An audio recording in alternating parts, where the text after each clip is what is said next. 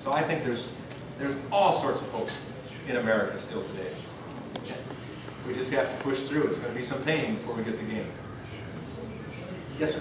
What are the chances that Congress is going to finally stop throwing money down the rat hole with all these so-called stimulus that's just digging us deeper and deeper towards the trees? Well, with this present administration, that's all they can do. And that's why this coming election is so important, to give a check and balance at least in one house. And I think it could be the U.S. House. The Senate's a little more difficult because of numbers that aren't running for seats. But the House, we could take it back. It's not a foregone conclusion, but I think it's a great possibility. And even if we take it back where it isn't a Republican majority, but it's strong enough to take back that puts a number of scared Democrats in place and say, well, I'm not going to put my neck out on the line because I could be the next election go up. I think it could have some impact. You have, as I understand it, all but 4 or 5 of the Republican members in Congress right now have signed a pledge that they will not offer any earmarks. So firm moratorium on earmarks. That's a good step. That's only 1.1% of the federal budget earmarks, but it's a perception issue, and it's an obscene process that really has caused disgust and lack of trust within the constituency and the voter. I think it has to change. So that's an indication. The fact that there is right now evidence that conservatives have far better chance of winning elections, whether it be special elections, primaries up to this point, or what's coming in November, than any rhino or middle-of-the-road candidate. That's why the 2 guys running against me in the primary are both running as conservatives. They're running on the same platform that I voted on. They're just saying, we need a new, fresh face. Well, we got that in the presidency this last time, didn't we? Yeah.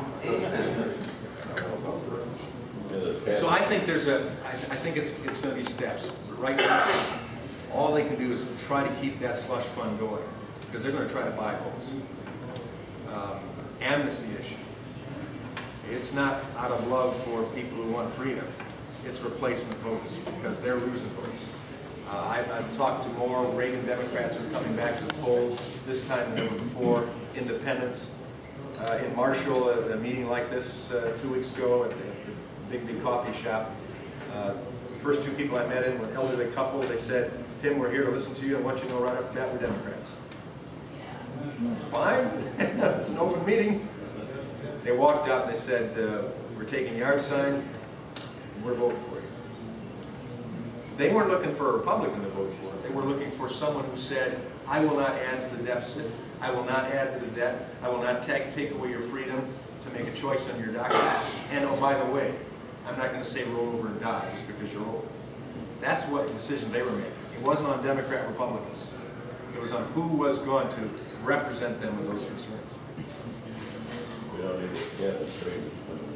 Cap and trade question here. We don't need that. And so far, the Senate has been able to stop that. And Senator Jim Inhofe, a good friend and supporter of mine, who's kind of led the way on that global warming, man-made global warming issue in fighting against it.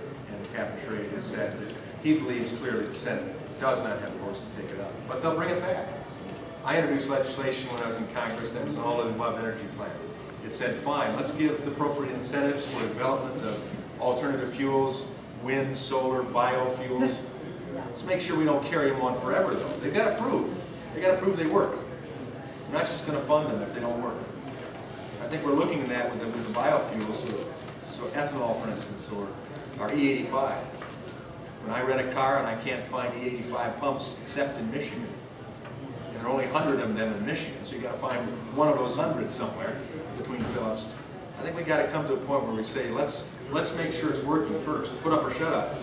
But let's do that. But let's also not walk away from the traditional fuels that we've got hundreds of years left of availability, whether it be in coal, we're the Saudi Arabia of coal, whether it be in petroleum-based fuels,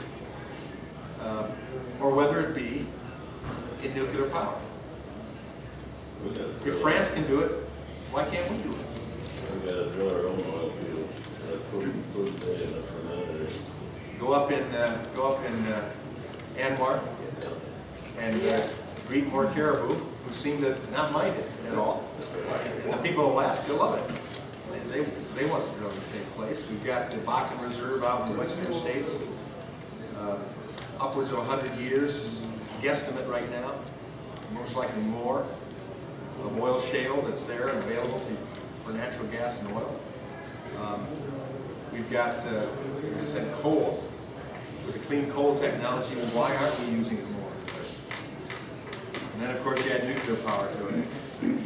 We ought to be totally independent. Brazil should not be cleaning up on our moratorium right now. You know, by the way, as you know, George Soros is cleaning up because of that. And Chavez.